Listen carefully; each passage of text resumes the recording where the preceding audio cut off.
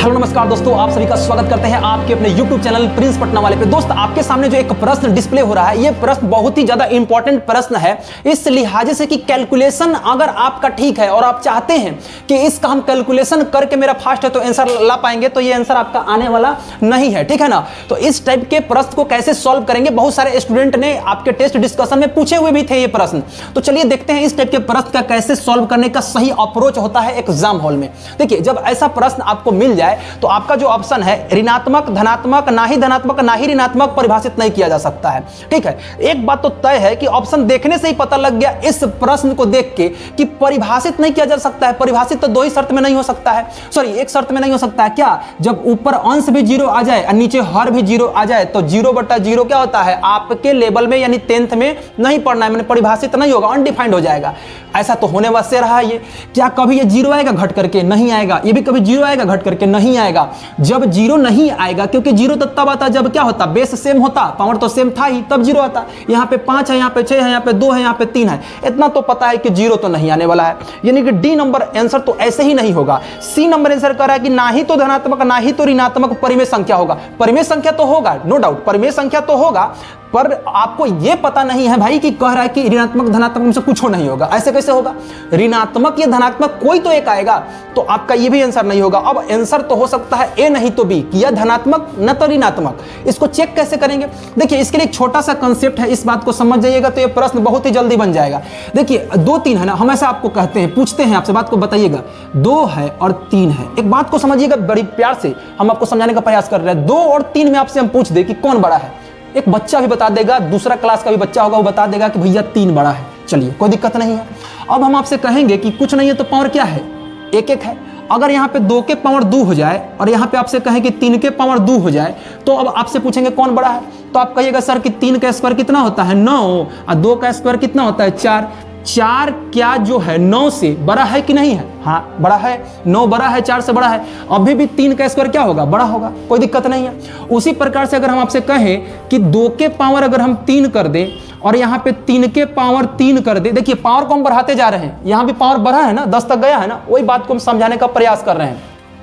तो आप कहेंगे कि 2 के पावर 3 8 होगा और 3 के पावर 3 क्या होगा 27 होगा। और आपसे हम अगर पूछ ले कि भैया 27 और 8 में कौन बड़ा होता है, आप कहेंगे 27 बड़ा होता है, तो यही बड़ा हो गया, यानी 2 के पावर 3 से बड़ा 3 के पावर 3 हो गया। एक पैटर्न आपको समझ में आ रहा है कि अगर बेस वैल्यू यानी कि 2 और 3 में अगर 3 बड़ा है तो उसका पावर चाहे कितना भी करते चले जाइए फिर भी वो बड़ा ही रहेगा, समझ रहे हैं ना। देखिए ऊपर इससे बड़ा था, पावर 1 पे भी बड़ा था, 2 पे भी बड़ा ही है, 3 पे भी बड़ा ही है, ये कितना भी पावर कर दीजिए सेम तो बड़ा ही रहेगा 3, यानी जो पहले से बड़ा था उसका पावर क्यूब फोर्थ कुछ भी करने पर वो बड़ा ही रहेगा, ठीक है, कोई दिक्कत नहीं है। तो इसी तरीके से हम सोन कह सकते हैं, सोन कह सकते हैं कि आगे कितना भी पावर हो जाए, हम कह दे कि 2 का पावर 1 लाख और 3 के पावर 1 लाख, सीधा बात है भाई कि 3 के पावर 1 लाख बड़ा होगा, ठीक है। अब यहाँ पे आ जाइए, 2 के पावर 10 है, 3 के पावर 10 है, पावर दोनों जगह सेम है। आप ही बताइए कि 2 और 3 में कौन बड़ा होगा, आप कहेंगे 3 बड़ा होगा। जब ये बड़ा है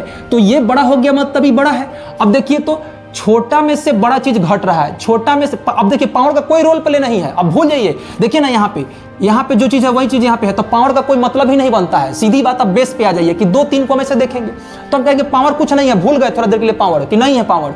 अब 2 में से 3 घटेगा क्या होगा, माइनस में आएगा, यानी -1 आएगा, यानी कि माइनस ऊपर जो कुछ भी आएगा उस सॉल्व करके क्या आने वाला है, निगेटिव आने वाला है। क्या आने वाला है, निगेटिव। उसी प्रकार से यहाँ 5 और 6 में पावर सेम है, सेम कहानी है भाई कि अगर हम बोले 5 और 6 में तो आप कहेंगे 6 बड़ा है, पावर 1 1 है। तो इसी तरीके से पावर अगर 2 है तो भी आप कहेंगे कि भैया अभी यही बड़ा रहेगा, कहे कि 36 होगा, 25 होगा। उसी प्रकार से यहाँ पे पावर 10 सेम है, कुछ भी हो कोई फर्क पड़ने वाला नहीं है।